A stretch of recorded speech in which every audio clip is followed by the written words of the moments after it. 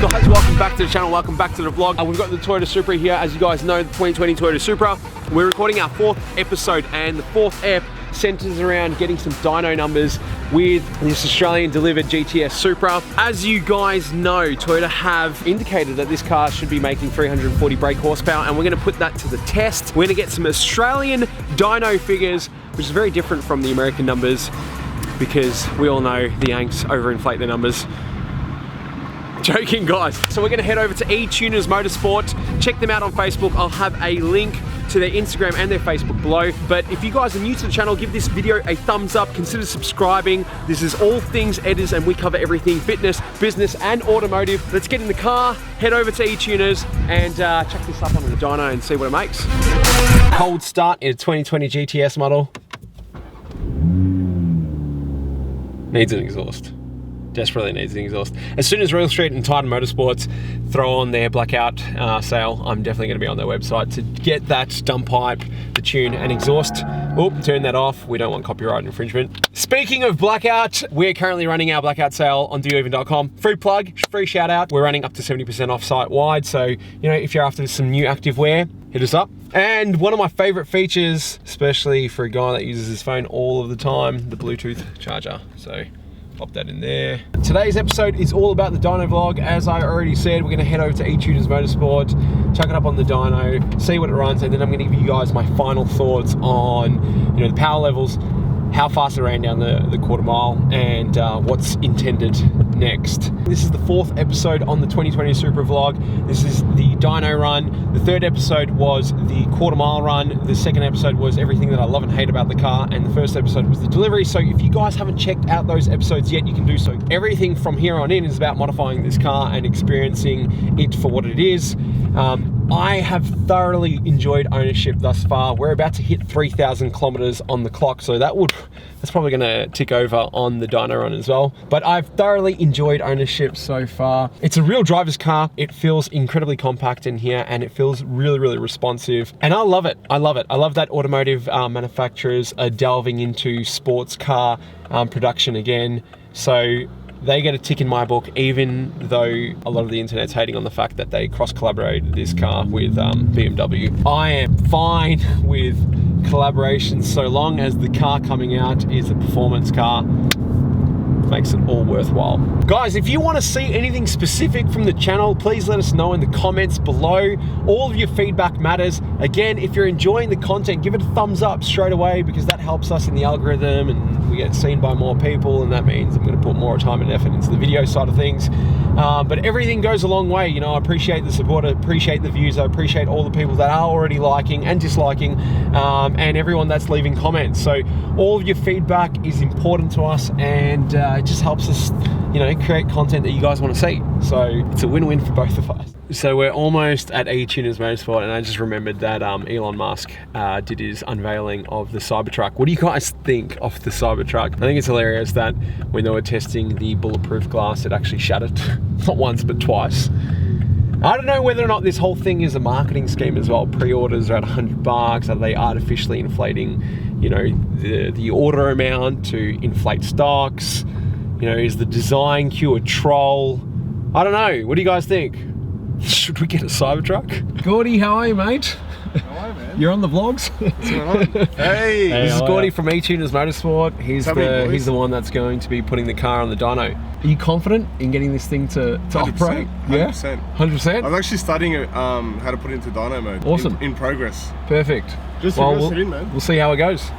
Go for it, bro. How is it? Is it still stopped? Yeah, everything's stopped.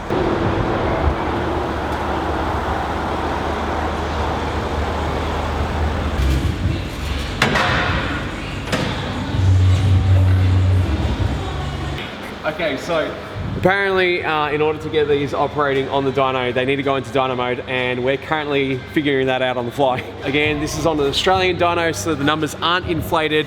I'm keen to see what she does, and then after that, the modifications, yeah? 100%. We've got some tunes on the way, dump, exhaust, all of that jazz. So I'm excited to see what she does with the performance modifications. She ran stock 12.5 at 113 miles per hour. If you haven't seen that episode already, it is episode 3. Jump on the channel, check that out, but enjoy this for now.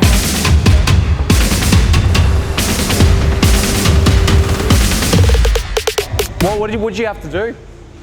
Press the start button 3 times. Yep. Trip button for 10 seconds. Okay. Systems check. Chassis dyno, activate, Yep. that's it. Amazing. Simple.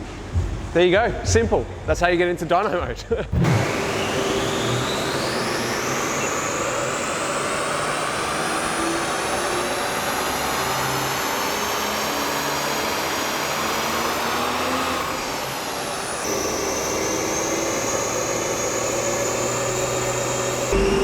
All right, this is test pull 3.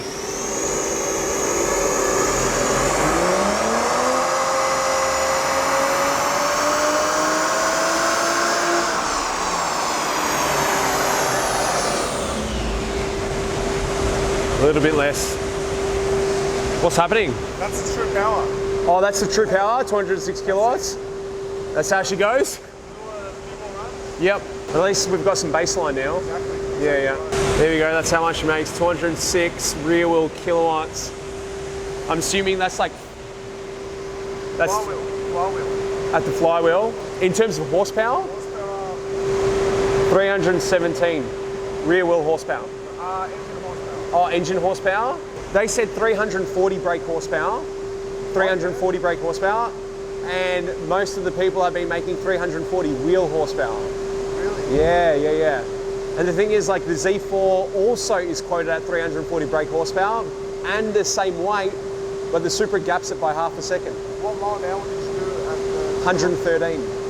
How heavy is the car? I think it's 1500. Straight a little bit more than that. Yeah. All right, sweet.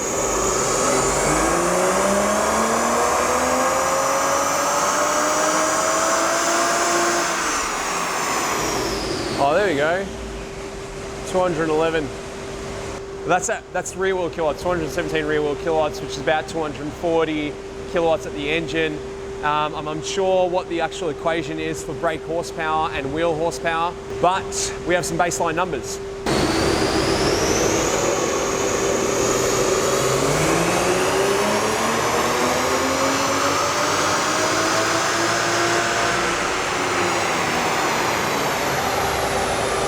Third power run, 215.7. 215, which is not bad.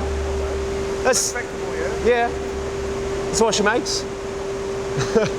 What hour? Right, I can't believe like 215 translates to 12 and a half seconds down the quarter mile. It's not bad. That's actually really good. Not bad, yeah. It's very efficient the way that it takes off 247. That's at the flywheel. at the flywheel. So 250 kilowatts at the flywheel, and that loosely translated to 12 and a half seconds down the quarter mile and 113 miles per hour, which goes to show that the car efficiently puts down the power. And you know what? That's what I keep telling people. I'm like, it's a really, really enjoyable car because it just feels like a driver's car. It's very engaging, it's very efficient. Well, there we have it. There's the baseline figures. You want to go for one last test? 100%. Oh, it's,